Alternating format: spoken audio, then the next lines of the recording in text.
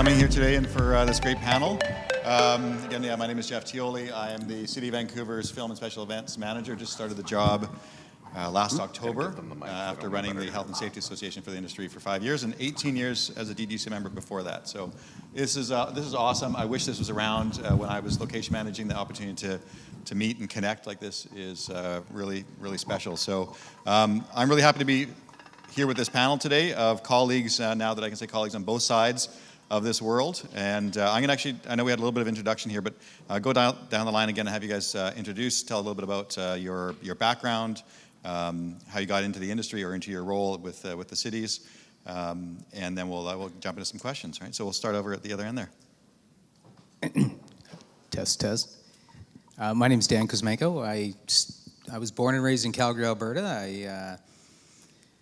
I used to be an auto mechanic. I worked as an auto mechanic for several years. I ended up getting into the film industry in Alberta through a friend of mine, and worked in Alberta for about 5 years before finally deciding to make a career out of it rather than a hobby.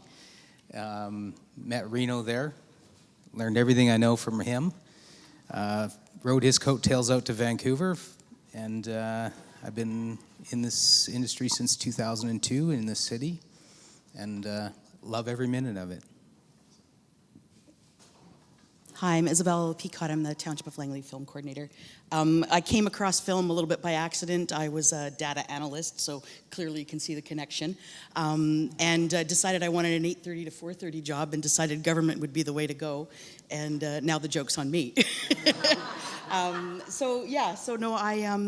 been with the film office for 15 years and have seen it go from a bit of an engineering type permit off the side of the desk to a staff of 4 and probably 1,700 days of filming a year. So we're an extremely busy office.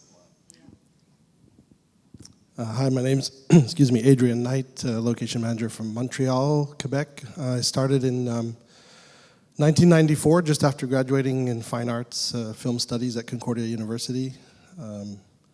And yeah, it's complicated. Hi, I'm Jina Johnson. I started, my dad and my sister both worked in film, so I started out as a craft service assistant, probably back in 1996, 97, something like that.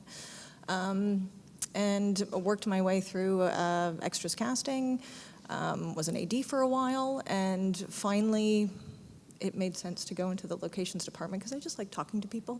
So, and getting new experiences and seeing cool things. So yeah, I've been there ever since. And James Monk with the City of Surrey. I've been doing this job for 3 years now.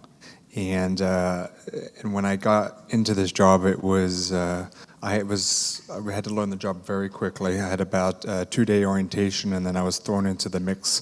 And I remember David Halifax and Monty and Isabel coming out to visit me at Surrey City Hall because I had a number of phone calls from LMs and ALMs asking, can we do ITC, can we do IPC? And I knew nothing. I knew none of those acronyms, and I tried to Google it, and things were coming up. And and so, but I had no experience. I had always been working with the City of Surrey for 7 years previously. So I remember in my job interview, they asked me the very first question, what experience I had, and I said, basically, I just had a Netflix account, and that's all I knew. And they gave me the job, so. That's awesome. Thank you, everybody. I think it's interesting you mentioned acronyms. I think that one of the worst places you can be is in a meeting between the film industry and government, because it's all acronyms and neither one understands what the others are. So the title of this panel is "It's Complicated," and so we're going to jump right into one of the first questions here, and I'll reverse the order actually and start here with James, which is, and this is pretty wide open. What is the biggest challenge that you face day to day? I think that first off, I have to apologize if I seem a little tired. It's because Reno Pace has been filming at Surrey City Hall for the past 3.5 weeks, and I was doing 18-hour days for the past 6 days. And but I think one of the biggest challenges is just the balancing act with all the productions that want to come and film, and trying to be timely as possible because everyone wants very quick answers. So something that I come from a technology background, and so I have put in a lot of time and resources into building software platforms that could provide a better service for locations, and so that we can get back to people quickly. So for example, clearing addresses, streamlining processes internally has made us much more efficient. And as a result of that, we saw a bit of a boom with filming, and I think it's because of our customer service, and a big part of that is because of the software that we've developed, and part of that is we've developed a digital library just to promote all these assets that we have. Just in Surrey alone, we have 500 parcels of land that aren't dedicated parkland. And, I'm having a dedicated person go out and photograph all those different assets so that we can provide that resource to all the location scouts out there.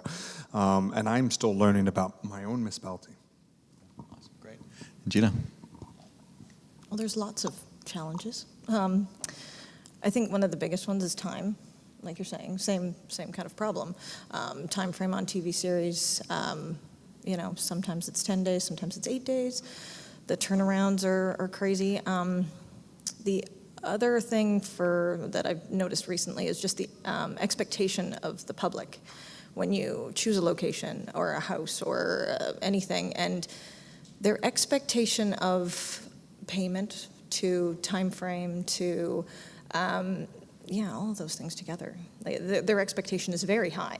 And when you're working on something that maybe doesn't have much money, it's an independent or it's a TV series that, sure, it's big on Netflix or whatever it's being shown on, they may not have that much money. So it's that explaining that every time you go to a location, it's a re-explaining of, where you're coming from, what you're doing. Yeah, all those things. From a locations perspective, I find recently with the lots of TV production, whether it's for streaming services or traditional television, the speed at which we have to work is a problem, and I feel the pressure on the film commissions that we deal with as well, because often we'll get scripts just a day or two before a tech survey, and then a day or two after that we're filming. And so it's really difficult for all the different departments, it's difficult for the film commissions. So that's one of the biggest challenges I find these days compared to maybe a few years ago. Great, thanks. Yeah, I can probably echo that a little bit. For us, I would say probably one of the bigger problems, or I guess difficulties and challenges, is the competition for locations. So whereas before we would have maybe 1 or 2 people scouting, now we're having a lineup of 7 people looking at the same, or 7 productions looking at the same location. And so one, to turn around a commitment from the municipality that we allow filming to happen in that area is only part of the drain on the resources, right, to try and manage that. But obviously, probably the biggest thing would be public support. That is, everything we do is, in the guise of trying to maintain that public support, not over filming and such. Great. Yeah. So time in this public support. Dan, what else? My biggest challenge, I think, is the word no. We don't want that. It's tough to balance the creative aspects. Obviously, we go into working on a show. I start. Creatively is the first and foremost thing. I've got my creative hat on, but there's that balance of being able to show what creatively works. As opposed to what is film friendly, where you can get a yes, or at least open up discussions to filming at various locations. So it's finding that balance of artistically what works and what you can really film at. So the word no is really deathly frightening. There's no no. Yeah. My bosses don't like it. There's no. Okay, great. So I want to kind of pick up on a couple of those themes. So Jina, you mentioned the expectation of the public. Isabel, you did as well. So actually, Jina, I could start with you in the sense of what have you done in the past in your role in kind of winning over that public support? I worked on a TV series called iZombie, and we filmed in the downtown east side a lot. So in Oppenheimer Park, it's you know, it's a bad part of the neighborhood. There's a lot of drug use, homeless, people in tents in parks, things like that. So we often went over and over, like every episode, we were down there. So we ended up hiring a liaison that does work with the homeless and drug use to help maybe move the tents, to, you know, get that kind of thing. But we also spent some money and hired a grilled cheese truck to line it up and to feed everybody that was in the park, which gained us a lot of cred in the neighborhood. So every time we went back there, it was actually welcoming. People weren't negative. They actually really appreciated us there, and it turned things around quite a bit. And honestly, it wasn't much. It was an afternoon of hiring a truck. Like, it didn't cost much, and it gave a lot of goodwill. Great, good. Isabel.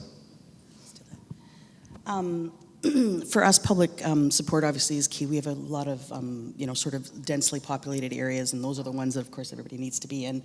They're quaint and, that sort of thing. We do a lot of public outreach in our municipality where the film office staff will go out and speak to the neighborhood. So what we do is we pre-identify, areas that either are expecting to have a lot of film or have had a lot, or maybe some, a bit more difficult situations that have happened in the past. And rather than relying on just those that are going to call and speak to us, we actually go out and proactively speak to the neighborhoods. And I think by sort of putting that out there and, making them realize that we're not just sort of government staff and, 8:30 to 4:30, that we do really care about how things are happening, that we make these connections with the residents. And long term, that has absolutely helped us in a lot of, future filming that may happen. Great. And gentlemen, actually, I'll maybe start in the middle with Adrian. What have you done in the past to kind of win over support? Well, sometimes it's something that we do after filming. So for instance, I don't know if it's the same in other cities, but we're required in Montreal to flyer the neighborhood. So every single mailbox has to be given a very detailed information of what we plan on doing. And so most productions will do that, shoot and go away. My crew and I, we try to, especially in the sensitive neighborhoods or where we felt that people were very helpful, after we're done, we'll send a thank you letter as well within the neighborhood. So it's a small gesture, but people have actually called the office to say that they really appreciated that because they feel that all the other shows that have come through, they just come, they go, and and so they appreciated that little extra touch. So it's one thing that we've done recently, especially. Right. Good. Okay. Great. Dan. I feel, as actually Mike and Reno had mentioned earlier, going into one example I can think of is Cold Pursuit. We wanted to film in the Arthur Erickson house called the Epic House, and one of his strict rules were he didn't want his house depicted as a villain's house, and of course that's exactly what we needed it for. And I found over the years, just listening to people, just sitting, spending time with people, listening to them with a sympathetic ear, an understanding ear, and walk a mile in their shoes, wherever you are, downtown, east side, communicate with people. They're all people down there, whether they're sick or not, or homeowners that don't understand. Just spending time and really listening, I found I've been able to win over locations with that approach. Great, thanks. And James? Like Jina, my theme here is going to be a lot around food. And so we in 2015, we were averaging about 6 productions filming in our public assets. And public assets could be like libraries, parks, fire halls, city hall, etc. And last year we had 90 productions filmed in civic buildings. And so every time I work with an LM, it's a conversation that we have very early on about what we're going to do, understand the disruption, and we come up with a game plan for the execution. So for example, Reno Pace here, just a few days ago, had asked me a question: can we film inside City Hall during a council session? And I went, Okay, Reno. I've had a lot of big requests, but that was probably one up there as one of the biggest. And so what we had done was we had provided every member of the public that came out to attend that council session a free coffee at the coffee shop. So we had the coffee shop that was inside City Hall. They close at 4. Council session starts at, let's say, 6, but they stayed open right until 9 o'clock or something. And everyone that came in really appreciated it. And we had some really good feedback from the public. And everyone had a cappuccino or espresso or whatever they wanted. And that's just one example of many. We had filming at a recreation center not long ago where we literally shut down the lobby. So the public had to use a side door to get through the building. So what we had done with the LM at that point was we paid for all the admission. And this was a high volume facility where I think we had 2,000 participants that drop in every day at that facility just because it was so highly used. And on the way out, they got a free taco. There was a taco stand. So this is what I mean with the food. I think there's always some element of food that's always incorporated into this, but it does really go a long way. And the fascination that comes into play with the public.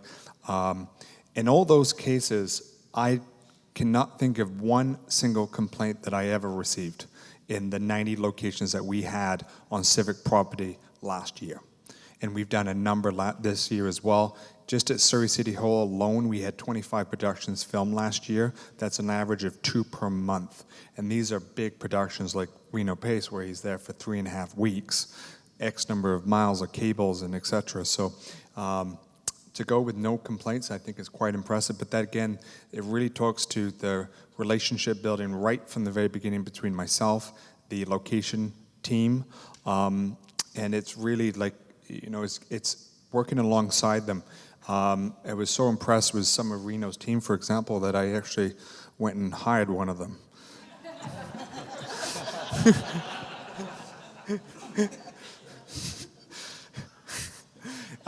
So yeah, that's what we've done. Awesome, great, thanks. All right, so this next question is for the location managers. And this goes back to the experience that I know well, and I think most of us do who've been in locations, is going into an area where there's been a location that's previously been burnt, and trying to turn it around. I think most of us have a story about that. And the question is, though, now maybe you could tell us a little bit about one of those stories, but also the lessons learned from that, in the sense of, is there anything that, in hindsight, you think might have helped to kind of head that off in the past, as far as like that location getting burned in the first place? What have you learned from those experiences? So if you could kind of think about any time that's happened and tell us about it and what you learned. Dan. Yeah,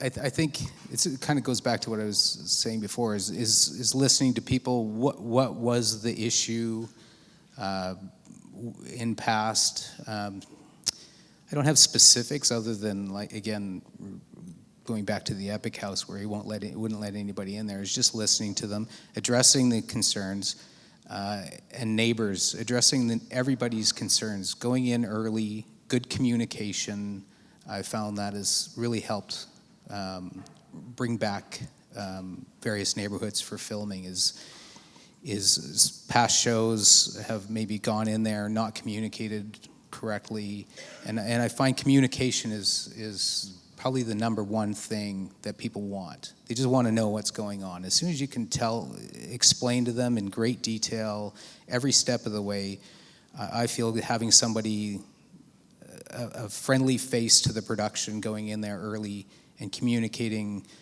early in the process goes a long way in bringing people in communities back to being film friendly. Yeah, communications is. Adrian.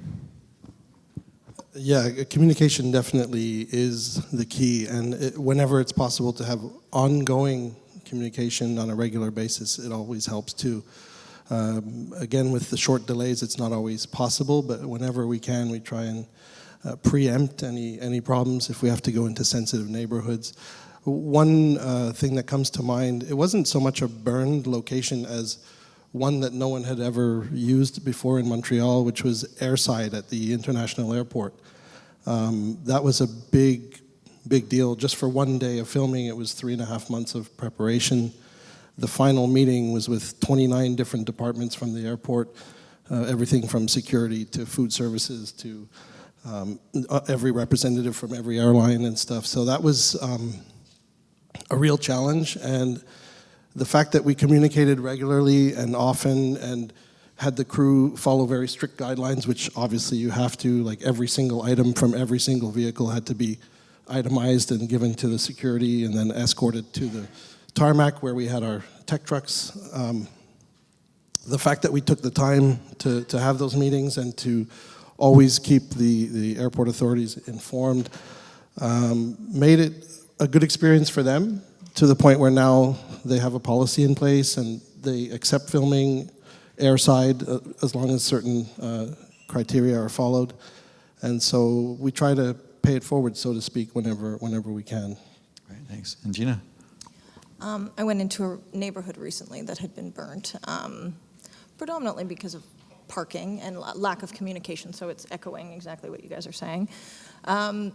So it wasn't a matter of just dropping a letter in everybody's mailbox. It was actually having almost an army of people going out and communicating and making sure that they actually touched base with somebody face to face, whether it was the homeowner or the renter or whoever was living in the house, and making sure that they contacted everybody. So communication, the whole piece of making sure that they knew all the information, where we were going to park, because parking seems to be an issue wherever you go, and giving back some parking. So, in the neighborhood, it's a high-density neighborhood.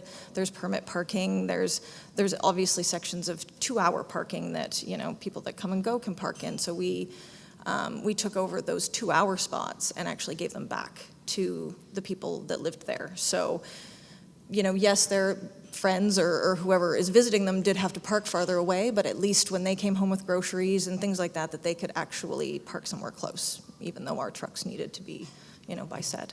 So, that kind of balance piece and making sure everybody knows what you're doing. Okay, great. So, again, this panel is called It's Complicated. So I'm actually going to dig in a little bit more to this question, but open it up to everybody in the sense of, I've heard a couple things already so far in the sense of timeliness, and scripts coming in late, but then, the complication there is on the other side, communications is so important. So when the information in the scripts is coming in so late, but getting the communications out to the public and the locations about what's happening, how have you found any kind of best practices to kind of deal with that those two things are sometimes very much out of alignment? And so this goes open to just anybody that has any thoughts on it. Well, in our case in Montreal, what I like to do with in the pre-production phase of any project, obviously even though we may not have a physical script, we know what the storyline is, we know what the premise is, we'll have a draft to work from. So I'll do a rather long email to the film commissioner explaining some of the bigger setups that we hope to achieve. Sometimes we also have an idea of where we would like to do it, especially in TV. We go back to the same location season after season, So I try to just give them a perspective of where we're going and the periods, like, which month, which week perhaps, because then maybe they could chime in and say, whoops, there's a festival, you won't be able to do it then. So we start that process early, sort of as a easing into what's coming, because afterwards it's a deluge. Great. And any way to connect that process? Has anyone found any way to connect that to the public, though, the ones that are saying, we're not getting enough notice or that type of thing? How has anyone found a solution to that? Personally, delivering a letter is great, but I'm a firm believer, and I want somebody out there knocking physically on everybody's door. I'd like to get everybody in the neighborhood's name and phone number, their communication information, so I can email neighborhoods if I need to, or if we need to, or businesses, what have you. Letters are one thing. People tend to not always read them in detail, and I find it the second you get a designer going, yes, we like this place, if timing is short, literally that afternoon I'll have somebody out there knocking on doors, a friendly face, just saying hi, we're looking at coming in the neighborhood, and just starting to build a relationship as quickly as possible. Great, good. Okay. Anybody else before I move on? All right, okay. So the next question, and this is again for the LMs, and because it's not for any of the people from the cities here, because this would not apply to the people here, which is when you come across a public location where there's a restrictive film policy, so again, none of us, what do you do? So, Jina. Sometimes you don't film there. Yeah, if it's a tight timeline and it's extremely restrictive, it depends on what you're filming. If it's dialogue between two people, maybe you can make it work. But if it's, somebody, shooting a gang shooting, who knows what it is, you wouldn't be able to do it. So sometimes you just move on. Yeah. Again, it comes back to communication, this time towards production especially. So if, for instance, in Montreal we have a neighborhood called Westmount, which is extremely restrictive, costly, wheels up by 9 p.m., can't come in before 8 a.m. So obviously production-wise there's some issues there. So to communicate those restrictions to production early on so that they can be ready for, forced calls or extended days, split over longer periods is one of the things that we do. And then, of course, it's to comply, because the minute you go astray from those rules, then all the next shows that want to come won't be able to, because they'll become even more restrictive in that neighborhood. So compliance, of course, is key. Right, great. Dan? Yeah, again, like Adrian said, it's about communicating that to your production, the director and producers, and letting them know. And we're a creative bunch. Often we can make it work. If they really love a location well enough, we can. If it's a restriction such as that, you can go spread it over 3 days. If timing is the restriction, and then it's like Jina said. If it's that restrictive and you know what the scenes are and you just don't show it, or you just end up moving on, trying to find something else, an alternative. Okay. Great. Now, I know I said that I wasn't going to say anything about the other municipalities, so all recording devices off for James and for Isabel. On the other end of that challenge of having any restrictive film policies, you must have come across some. I know even coming into the city of Vancouver, I've come across some. What have you done in your positions to be able to kind of deal with any policies that you've personally found restrictive, either for yourself or for your clients? On the liaison side. For us, we really stray away from, restrictive policies in specific areas. So, certain community, we don't want to have a separate policy for that. What we do is we have a very general policy that covers all areas. A lot of our municipality, for those that you don't know, it's very rural, but we do have several sort of more urban developments in those areas there. And we allow the guideline and the policy to allow staff to manage on a case-by-case basis. So it's a general policy, and then staff are the ones that will determine what the restrictions are, and it will vary depending on what the production's plan is, and what the residential area is, or otherwise. Right. Do you ever get any kind of pushback from some communities that ask for like a special policy? Absolutely. Yeah. And how do you handle what that? we do is we look at frequency as kind of our governing. We have over number of productions within a 90-day period, number of prep, shoot, wrap days, and also complaints. And we use those in combination to determine what is sensitive. So we don't actually designate an area as a hot spot and no filming for 6 months, that kind of thing. We try to avoid that and proactively deal with those residents and really understand what the issues are, and also steer production in a way that will support those, right? So if parking on a particular area is an issue, we come up with alternative plans to make sure that that can be successful. Right, that's great. Considering the volume of filming that you have there, I think it's almost 2,000 days a year, is that? Yeah, 1,700 days a year. Yeah, amazing. It's insane. Great work. Yeah. Cool. James? Yeah, we're just film friendly. Yeah, you are. I think what I find the biggest challenge with it when it comes down to policies is just when you're working with the production and the locations team, you're taking that information and you're relaying it back to the various departments within the municipality. And that's sometimes where you may get to a department that isn't so used to filming, and you're having to, they may come from a place of no, but you're trying to understand why they're coming from a place of no, and you're trying to debunk that.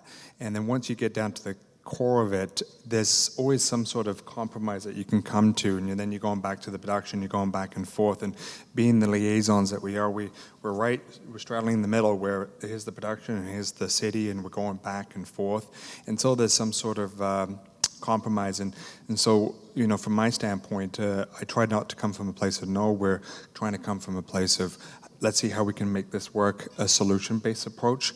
And like locations, there's probably 14 different departments in a production.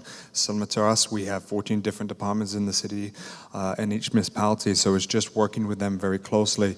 And throughout the 3 years that I've been doing this job is trying to have them see the bigger picture and having them feel connected to that production instead of just asking or telling them, to have them a part of the journey, and they see the bigger picture and they see the buy-in, has really made the process that much easier here for me in my municipal contacts.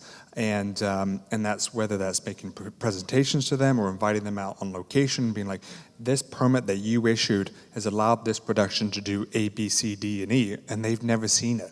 And they've been doing this job 15, 20 years, and just having them see that opportunity has just opened their eyes, and the buy-in is just that much greater. So that's probably been my biggest success. Great, thanks. All right, so the next question, and actually a good segue into you talk about different departments, and we've touched on a little bit throughout the day on crews. You know, we know that maybe they don't always park where they're supposed to. There's lots of different departments. We know that the industry uses the best Queen's English, you know, no swearing or anything like that on set. But you know, the reality is that there's a code of conduct, sometimes a written code of conduct, certainly here in BC, and I'm sure in many municipalities. And so this kind of goes out again to the location manager to start with, because you're dealing with your crews. How do you kind of engage and encourage them to follow any code of conduct or best practices?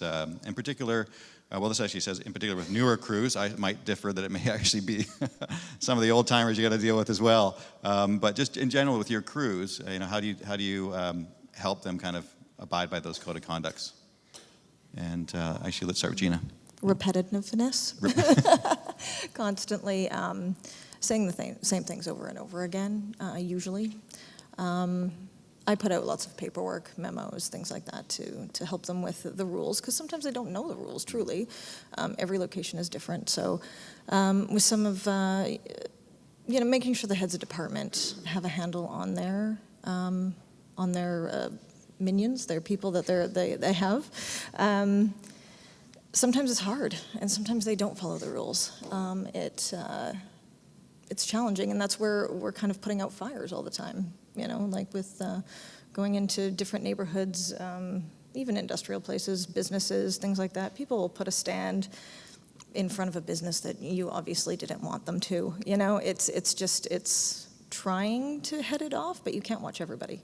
It's very challenging to watch everybody, and it's a challenging thing to do. Right. Yeah, definitely, yeah. Adrian.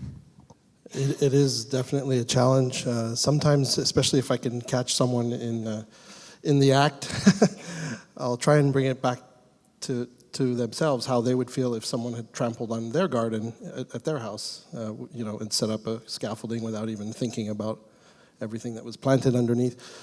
So I try to bring it back to a personal level when I can. But as you said, you know, we can't be everywhere at all times. And even when we have a large department in locations, sometimes there's just so many things, prepping, shooting, wrapping, all at the same time, days, nights. You just can't be everywhere at all times. So we also issue memos, of course, before we go out. We put important information in the location list that we distribute as well, so that it's really clear. We highlight it in like banana yellow and stuff, and also put it in the header of the email and so on. And still there's problems, but usually people are pretty good. Right, yeah. Hey, Dan, you found out any way to, what do you do when the memos don't work? That's a tough one. You know, I've been very fortunate. I feel over the past several years, most of the various departments that I've been working for are pretty professional. I know we do issue the memos and all that stuff, but most people don't. Well, I shouldn't say most people. not everybody reads them, let's just say, which is, you know, I find that if you find a certain department or a certain person or certain individuals breaking the rules constantly, I've been fortunate enough where I can just address their department head and they'll deal with the situation. I think that's the best thing. We seem to be expected to police everybody all of the time, and you know, you get production assistants, low man on the totem pole that is now being the boss of everybody, and it doesn't always work. So I find if there's a particular issue, particular problem, going to the department head has been very successful. Okay, great. All right, so that, and again, thank you for that segue into the next question, which is about respectful workplaces. And this is, again, for anybody here, I think, actually, that, you know, have things changed? For you that have been around in the industry for a while, in the respectful workplace area, there's been a lot of talk about that, I think, across globally, certainly, and just kind of curious if there's been any kind of sense of any change in the recent years into how the workplaces. Free-for-all. Dan? I mean, you know, I personally haven't seen a lot of change. I felt I've worked in a very respectful environment through all the years I've been in this industry. We're a very demanding industry. Tempers can fly. People swear maybe more in this office than your average office. I haven't seen a lot of change personally. I personally have always lived by treat people the way you would like to be treated, and I feel like I've always worked in that environment and felt like I've been treated like I've been in that environment. So I personally haven't noticed a ton of changes. Great. Yeah, I think like Dan, I've been very fortunate too with that. And indeed, we sometimes feel the stress and it comes out. But as Kendra had mentioned earlier this morning, you know, sometimes an apology is in order. And certainly it does feel like things are changing at the higher levels too, because sometimes it was very much top down, the lack of respect. And that seems to be changing, so that's a good thing. Yeah, in the last couple of years, I think I've seen a change in general attitude or maybe fear. I don't know if it a little bit of that maybe, in being reprimanded, but after the fact. Yeah, I've been lucky actually, along with you guys. I haven't had a lot of bad experiences. I know some have, and I hope it's been changing. Mm-hmm. Yeah. Great. And I don't know, Isabel or James, is anything you've noticed in the industry? I feel like there is a little bit of a change going. Pardon me. I feel like there is a little bit of a change going on. With us, when we feel like we're going to have, depending on the personalities involved, sometimes we'll bring the producers in and have a conversation with them in advance with our expectations. And crew behavior sometimes in specific areas is key. And so, having that conversation so that it is brought from the top down and becomes a culture on set as opposed to just trying to manage certain personalities or certain people, I think has helped. Right, yeah, and seeing more of an openness and awareness of that isn't. I think so, yeah. I think the conversations are being listened to a little bit more in depth than they have as opposed to, in one ear out the other. I think that they are improving. Oh, great. James, you want to? I was just going to say that I feel like the locations team is very public-facing, and I feel like if you're an ALM or an LM, you're in that position because you have you're approachable, you have a customer service approach already as it is. And I feel like, when it comes back to the code of conduct and making sure that all the departments are doing what they're supposed to be doing, I go back to Reno's team, when we had a crew of, I don't know, it felt like 1 million, but their PAs were just so good and instrumental in making sure and rolling out those, code of conduct. So, for example, when you've got 1,000 people, 650 background, they all love to smoke. And we are on the plaza, and technically that's a park. And we've got a whole bylaw department that looks out from their windows onto the plaza. And trust me, they would be calling me right away if anyone was lighting a cigarette. So we've designated an area, and the PAs that were out there, I think there was 22, 24 every day, and they were just very good at just making sure that all the crew that were on site, whether you're crew or background, they were just following the rules, and they did a fantastic job. I never got one phone call from a city employee with a complaint. So, and they were there for 3.5 weeks. Great, good. Okay, last question, then we'll open up to the floor. And this is to everyone here in the group, and messages to everyone out there in the audience. In particular, the members of the audience who aren't from the industry, not the location managers, but the vendors, the liaisons, anybody here that could kind of help in the sense of, do you have any thoughts or perspective on what should be or could be done to kind of manage the success of location stewardship here in British Columbia? Yeah, I can speak from a municipal liaison. I mean, it is something that we literally do every day. For us, it's about maintaining the locations so that they are here for long-term use. And sometimes that involves some tough no's. We don't want to, we'd like to open it up and just let filming happen whenever and always. But we have to, we kind of have to do the tough love thing and say no sometimes, and, hope that locations teams understand that it is really for the best interest and best intention for the industry as a whole, as opposed to trying to be difficult. And Adrian, any kind of lessons learned from Montreal on stewardship? Yeah, well, that's it. I don't know about the BC situation, but what we do often at home, because in Quebec it's particular. We have our own star system. We have a whole other culture of francophone TV and film, and they necessarily, because of market share and so on, don't have the kind of budgets that American and even cross-Canadian content might have. So whenever we're dealing with locations and we have a generous budget, we always mention that, like, just because we can afford to do X, Y, Z and spend so many days here and so on, it doesn't mean that the local production that's coming right after has the same means, the same labor, the same time. So we always ask our location contacts and anyone that we're dealing with to be flexible for those that come after us, because there is a rather significant difference. Right, that's nice. Leave a message that you might not be you might be the best paying person now, but the next guy might not be. Yeah. Any other ideas for stewardship looking forward? I would just like to have people come from a place of yes.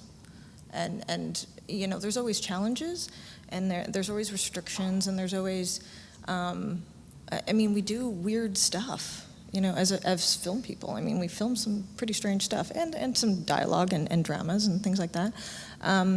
But just coming from a place of maybe being open to it would be nice. Okay. Yeah. I think for myself, I try to understand the production and their full scope of work before if I'm thinking I'm going to say no, I try to understand first exactly what the size of this production is, because sometimes it just may be a crew of 20 people, because we work with all production sizes in Surrey, and so understanding that is important, because maybe we can make it work, and then maybe it's a neighborhood that's getting a little warm, maybe it's getting a little hot, but sometimes we can work through that, and it's about being as creative as possible. So we had a neighborhood that was clearly hot. We tried to find out from the businesses and the residents what they wanted in that neighborhood, and we worked with that production closely. And what we did is we planted some trees afterwards, and they put in $3,000 into that neighborhood afterwards. And sure enough, our parks team came in and planted those trees, and that was a real win. And we turned around that neighborhood just by planting some of those trees, and it was a legacy that production left behind. So it's just being creative, and again, it's that relationship piece with your locations department. I feel very much that our the liaisons, and I didn't realize that there's so much overlap in our position descriptions as there is with the location managers. There's a big overlap, and they just report back to the production, we just report back to the city. That's really what I've understood over these few years, but it's just being creative in the execution of the production's vision. Yeah. I want to agree completely. I I've always tell my crew and my department, there's no problems, there's only solutions, really. And we're creative, and we got to come up with creative solutions in solving anybody's concerns or issues, whatever location, liaison, whatever that might be. No problems, just solutions. Great, thank you. So that was my last question. I actually wanted to kind of answer that last one too. Just my observation from today, and I think I mentioned it opening this up, was I think as far as stewardship goes within the province of BC, and I think on a global level, just being here today and being able to share some experience and best practices and network, I think is a great thing to be doing to maintain that sustainability of locations here in British Columbia, and hopefully you guys that are here from out of town can take some of that stuff back to where you're going as well. So now I want to have a chance to open this up to any questions you may have for the panel here on how complicated it might be to work with municipalities.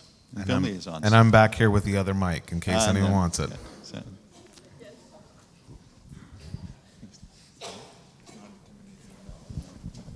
Hi, I'm Tarina College. I'm currently location managing, but anybody who knows my other career life, I've worked municipal. So I'm hoping that maybe someone from a municipal seat could sort of talk about what it takes to evolve policy and governance within a municipality so that everybody in film can really grasp how important positive feedback is for film or for municipalities to be able to capture the gaps and build better bylaws and better structures that support our collaborative industries. Anybody want to take that on? Well, as far as the township goes, like I said, we try to maintain a very general guideline and policy and allow our staff to, manage things on a case-by-case basis. Going forward, obviously speaking with the different location managers and such about, getting the word out there that we are doing this development and getting that feedback so that we can move forward. We've had a guideline, I think, since kind of the early to mid 90s, but I think we were probably 23 years before we updated it. And so, obviously ensuring that policy fits current practices, but also looking forward to, managing locations proactively, right? And allowing the guideline to manage the industry itself.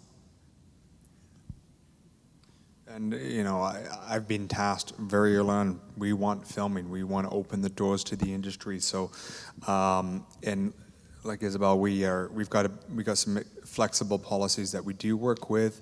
But as I mentioned earlier, there's several different departments within a municipal context, and within those departments, there's several different divisions and several different sections, and they've just never seen filming before. And that's just part of our roles, is we are expected to go in and parachute in and work with that whatever that department is, to understand the policies and understand what wiggle room there is, and what leeway they may be, and then go back to the production and say, these are the boundaries that I've been given here. Can you work within those boundaries? And it's either yes, we can do a little bit of that, but can we maybe do this? Then it's me going back over there to see if there's any wiggle room again in this particular topic, and then eventually there's some sort of middle ground that the city and the production that we're able to come to. So I hope that answers your question. I was going to say, we could have titled this, "It Seems So Complicated." We could have titled this, "Why Does It Have to Be So Goddamn Complicated?" There's a lot of complication. But I have a question, actually, and it's a question that actually drove why we wanted to bring this topic up, because it is complicated.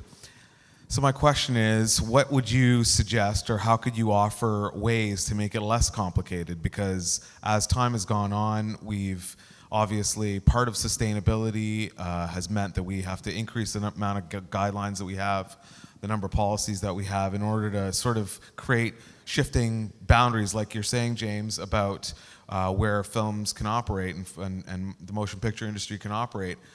But how can we take steps to make it less complicated? I always say, and anyone that's ever had to sit through me talking will hear me say, if we could just be normal, if our industry could just be a normal industry for the general public, then they would make it less complicated. But that's an oversimplification, so I'll throw that question out to you guys. I know from our perspective, I mean, obviously meeting production timelines is key.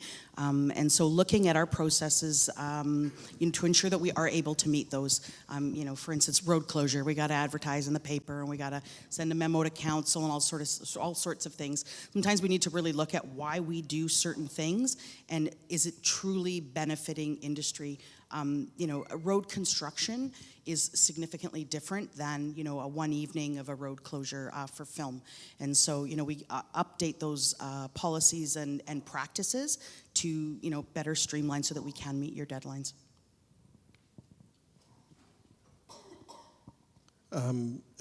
For me, it all comes back to dialogue again. We try and establish the communication with the film permitting office as early as possible in the process. We'll go through what might be hot zones in that municipality. We'll go through the shooting dates that we anticipate, make sure that they don't coincide with other big events. Montreal in the last couple of years has gone through an enormous amount of infrastructure construction work. That's been a real challenge. So again, dialogue is so important. In fact, what ends up happening often is even the film permitting office itself doesn't know from one day to the next which construction site is going to pop up where, because in Montreal, I don't know if it's the same in your cities, but in Montreal, the construction companies basically buy permits for 6 months. So over the period of 6 months, they can show up any day, any night, and start We digging. can't do that here. God, I wish we could. So that's obviously a challenge, and so we try and sort of get as much out of the film permitting offices as we can up front, but there's other levels of complication in Montreal because of the various boroughs. We have more city councilors than New York City, so it gives you an idea of the bureaucratic echelons that we have to go through, but that's one thing we always try to encourage, obviously, is dialogue. Sounds complicated. Anybody else have anything to add to that? Oh, great. Oh, I think, the question of, I'll add my thoughts too on, how things become less complicated. James mentioned it earlier about technology. And I think that in the municipal government, one of the things that I think we've all been talking about and would like to do is use technology better. The struggle and why it's complicated on our side is that there's a whole variety of different technologies and legacy systems that the cities use that even internally are a challenge. The city of Vancouver, we can't necessarily even work on the same technology platform as our own parks board. How we would work on one with with a whole bunch of other municipalities always is an interesting challenge and very complicated. But I think if we can get past that and we can use technology and find ways to use technology to share information, to communicate better, will be one step that will help kind of reduce some of that complexity. Yeah. I think we should hire Robbie Boak to do a live 3D scan of Vancouver done, and just have him there all the time. There you and go, we'll know yeah. where all the circuses are parked and everybody's parked, and we just have to ask Robbie Boak. I like it. It's good. Any other questions? Oh, Rob Miller. Good afternoon. Speaking, it's complicated. An issue happened recently where there were a couple of complaints that were directed to a city hall that went through the film liaison for the municipality. Then my phone rings, being the ALM on set, trying to police everybody. So then I go, oh, well, what's their address? I'll run down and apologize right away. And then she was brought up about the fact that privacy policy will not allow me to tell you who complained. Do you foresee any latitude being developed by municipal privacy policies so that those of us on the ground can actively engage with those that feel that they're being slighted or disrupted by the film in their community, in their neighborhood? It could be 2 doors down, but the person may have been too upset to come and talk to somebody and engage with us personally, so they call the municipality, and then when the film company, us, we try to engage, apologize, figure out what the actual issue is. and then we're told that, I'm sorry, I can't tell you who it was, but you need to make it right. Well, I don't know which direction to look. Do you think there's any possible dialogue and engagement with municipal privacy policies in relation to community engagement and keeping everybody happy? Yeah, it's definitely a tough one. For privacy laws, we are very restrictive, for obvious reasons. Usually what we do is we try to proactively go with the residents. So when they are calling, we ask them, would you mind if we have production call you? Most often they will. They have no problem with that. There are the odd ones that don't, and that, those we have to respect. However, going forward, when we're looking at future filming in that area, we understand what the problems are, and we can direct you without releasing that information, right? To steer you and have you set up for right. That's the same with Surrey as well. We ask for the consent if we are able to share their information to the production, and most often they do say yes. And that's could be, it could be an email correspondence, or that they're calling into the film office. I will ask, are you okay with me sharing your information to the production, and they'll follow up with you directly. And most of the time, the resident or business owner will say yes. Yeah, and we can also communicate what the concerns are from the resident's perspective, without necessarily identifying which home it is. On this particular area, the light is shining in this, this direction, or traffic, whatever that is. Yeah, we can definitely manage it. No, right. In this vicinity, if you look eastwards of set, with the one house that happens to be there, we haven't released the information, but we're at least able to give you the information that you can react to it and address it. Yeah, it's the one with the DP's car parked in the driveway. Exactly. Yeah. It's a film person, you're right. One more. Never happens. Hey, so my question is more to the location managers. Just about sort of the sustainability of film in the future. One thing I've noticed, first of all, I have incredible respect for locations and everything they do, but in my opinion, I think that the industry is really running its locations departments ragged, and it wears people down, and I think that the sheer hours, the stress, everything that you guys go through puts a strain that filters its way all the way down. And I think sometimes, I want to know your thoughts on whether we're properly funding the locations department. Is there a possibility, with working through production managers to actually hire more ALMs, more TALs, and increase the size of the locations department to match the fact that the industry has grown? And secondarily to that, I'm finding that more and more often shows are trying to cut costs at the cost of the location, and I'm having to tell shows, no, you need more PAs than this, for example. And there seems to be a growing disconnect between what shows want creatively versus what they're willing to pay for.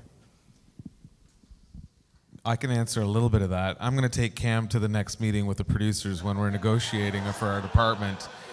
Because he's not one of us, but we're going to take him with us. Thank you.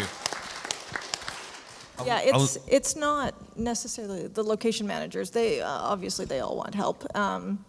Yeah, it's our bosses and how much they're willing to put out for what they want. They all want feature film, beautiful TV, movies, whatever, for less money. And it does. Yeah, some of our departments are quite small, and we can't. We function, but it's. Yeah, with lack of sleep, and sometimes that's definitely a challenge. I agree with Jina. It's, we all have bosses. We can't just hire, an army of people anytime. We have budgets to meet. We have, producers, production managers that, tell us how much we can spend, etc. So we all have bosses. Yeah, actually, right now I'm trying to get another person on my show. So yeah, right now I'm trying to negotiate that. Yeah, I know. Absolutely. If it's a requirement of a location to film there, if you tell us we have to have 15 PAs there, then we'll probably get the 15 PAs. I know. Okay, I have one question. This is directed to the city folks. With the amount of production that's in the city, are you finding that the level of experience for the location management teams are lacking, that we have far too many people that are upgrading far too fast, and that you don't find the follow-through, the consistency? How are you guys working through that on your daily basis? Yeah, absolutely. When an industry gets as busy as it is, it's hard to, bring up and train and, come with that level of experience that is needed, in some more complicated locations. With us, it definitely adds a significant drain on resources, for sure, because, even something as simple as writing the res letter isn't being able to be done. And so, we're pushing back on productions. Those are the conversations that we're having with the producers. We're concerned about this particular location manager in this particular location, and pushing the PM and the producers to better manage and, be responsible and help mentor these people. We're always blaming the people, the inexperienced locations people as being the problem. But my thought is that if production is going to say, yes, we're going to put these people in these positions, they need to support them.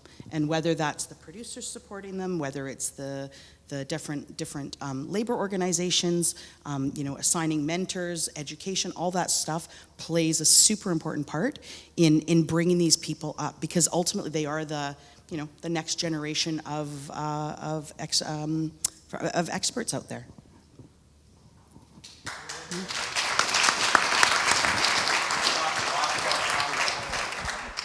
My question is, instead of me and location managers fighting our bosses for extra people, how do we get the unions and the Directors Guild for us to work more clearly in terms of what our duties are and what's expected of us, as opposed to us fighting it out on the floor? I don't know if that's a question or a Can we? A gripe.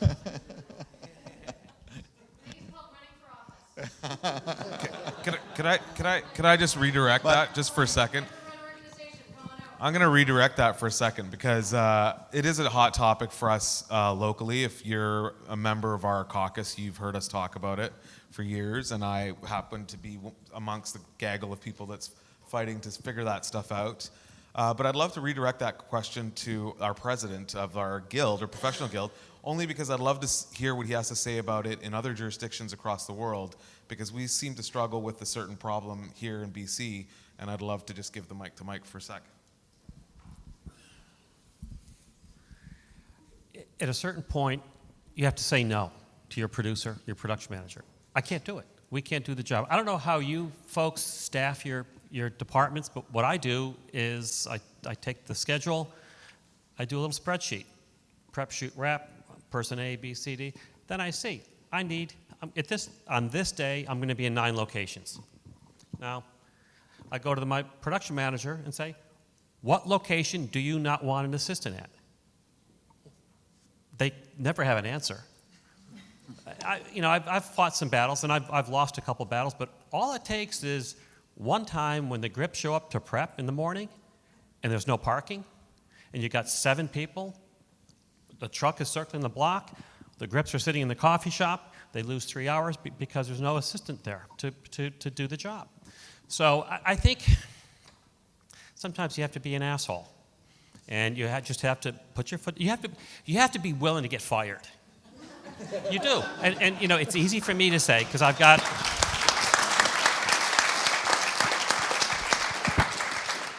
at the end of the road of my career. I've got a couple more shows left, and I'm done.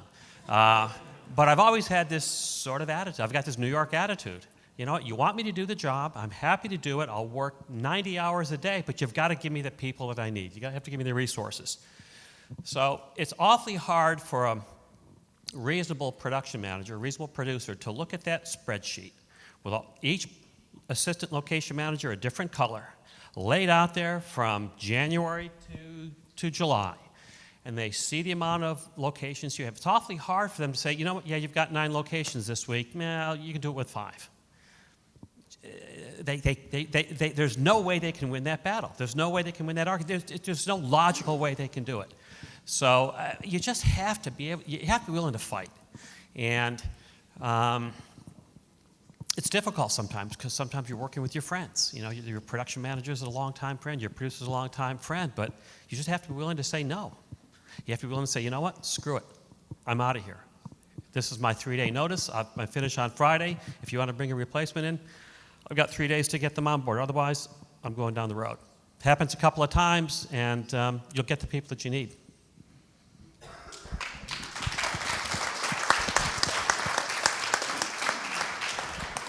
I'm going to offer the mic to Georgette just for one more perspective really quickly, and then we're going to I think we're done, right? We're done time-wise? Yeah. One more for Georgette.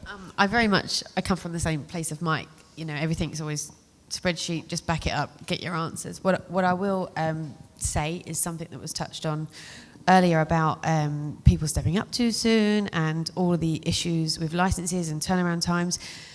We have a very controversial new system in place at home, which has just been voted in by the councils, which will roll out in January, where they have a tier system for location managers, which has never been done before, and they're all on board.